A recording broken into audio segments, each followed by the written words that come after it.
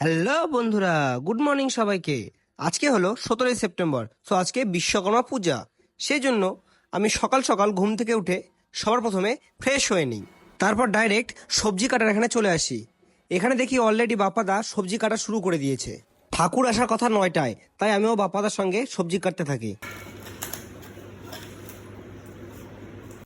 এইদিকে কাকিমা আর পলি আন্টি মিলে পূজার সব যোগাযন্ত্র শুরু করে দিয়েছে। হঠাৎ করে দেখি ঘড়িতে 9টা 27 বাজে, তাই আমি উপরে তাড়াতাড়ি করে স্নান করতে আসি।